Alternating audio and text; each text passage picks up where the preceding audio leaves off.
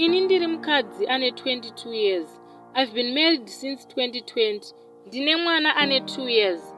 Problem, murume wangu ari short-tempered. Anongotsamwa kana kanyaya kadiki-diki. Ndinogona kutorohwa. And always patinonetsana, anoti enda kumba kwenyu. Ini kana ndakuda kuenda, anobva akumbira ruregerero. Achiti usaende, sorry, mweya wanga wandibata.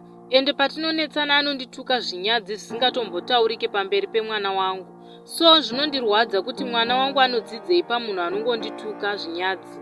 Ndingadive duwe, ndinenge ndatadza here ndikasuduruka hangu, because I don't want to raise my child in that environment.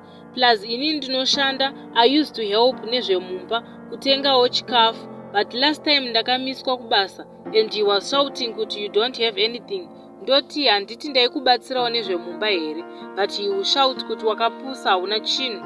Mari yako takadya tikatoenda kutoilet, apa everything zviri mumba hapana kana mari yako. You can't even fulfill your dreams kuti uende kuchikoro. And now ndakushanda, handichatenge chikafu mumba. I only pay my baby's crash. Ave kutsamwa hanzi wai usingandibatsirewo. Usada kundiita ladha rako so that you reach your dreams. Because now I'm keeping my money and he is complaining now. Naindodiwo nemunhu akadai.